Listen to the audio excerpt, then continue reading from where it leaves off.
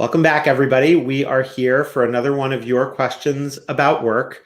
And for those of us who are here for the first time, I'm Roy. I'm a startup investor in the future work. And this week, we have some very special guests. Today, Emily, who is not only a colleague and a friend, but many of you may know as a journalist from Bloomberg TV, where she is the executive producer of Bloomberg Tech, created Studio 1.0, the author of one of the books on the Bloomberg Beta startup reading list, Brotopia, which is both an argument for more diversity in our modern tech industry, but also a really well researched, reported history of the arbitrary decisions that got us to this place of a sexist tech industry. And so now we have this new world where you've been shooting from home, and I saw yesterday you were in the office for the first time. And so the question that we have today is, how can I build an inclusive and diverse workplace in this new environment of a hybrid, remote, in-person, whatever it is, work environment? Thank you, Emily.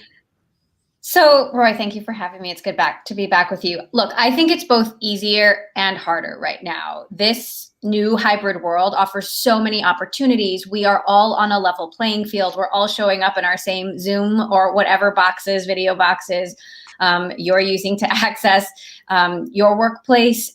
It means people who need flexibility, working parents, working moms, people who are taking care of their parents, or for whatever reason it is, it offers all different workers and all different kinds of people more flexibility to do their jobs.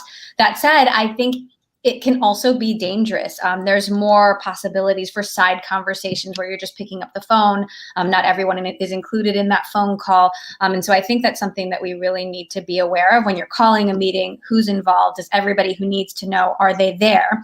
I think it'll actually be harder too for younger people, people who are lower on the totem pole, to get that hallway time with you. It's harder to raise your hand when you're in a remote environment. It's just a bigger ask to pick up the phone and call someone, who you might need to talk to in that moment.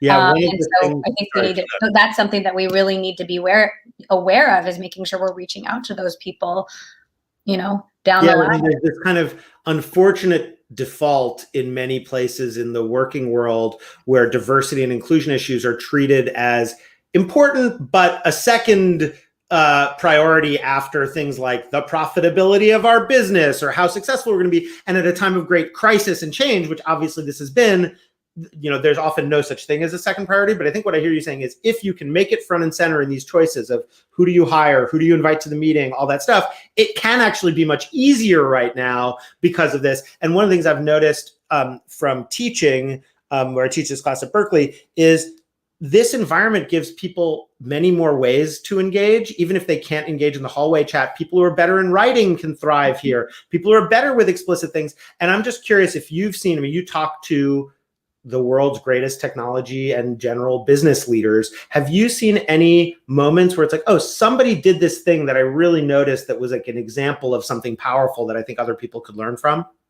So look, I think that some things will get lost not being in person, and some things are actually harder in writing. You might say something in an email that doesn't come off so well on the other side. Sure. You don't even realize it. And I think that's something that we definitely need to be aware of. I mean, my biggest concern is that we're also focused on, how do we get back to work? How do we get our businesses back on track? That we're not thinking about diversity and inclusion as top priorities when they should be number one, because in my view, if you take the time to hire the right people, hire a diverse team now, that will pay off in the end. And I think you're hearing a lot of CEOs, we're in the middle of, obviously we're on the back end of the Me Too movement. The Black Lives Matter movement has reemerged, the Stop Asian Hate movement that's been happening. You're hearing a lot of people pay lip service to these movements, but we need to see action too.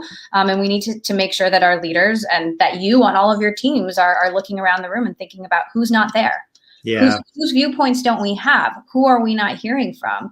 And if you have those people in the room and you take the time to find those people now, that will pay off. You'll make more money. You'll hit your goals. You'll be more productive and more creative and more dynamic. It's not the right thing to do. It's the smart thing to do.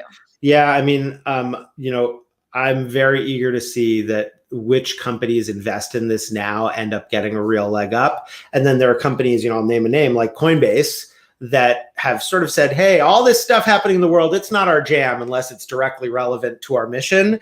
And it'll be interesting to see how that ends up reflecting in the quality and caliber of the workplace they have, which is going to be a function of who feels at home in that environment. And I just had a great founder who we backed, and I'll shut up in a second, but tweet this thing about what country he was from, and then start to get lambasted by his community. And it's like, even just declaring the country that you're from can be a political act. And so making sure to, what I hear you saying is take this broader set of issues and put it into focus, because if you don't, you're going to miss out on things that are important to folks.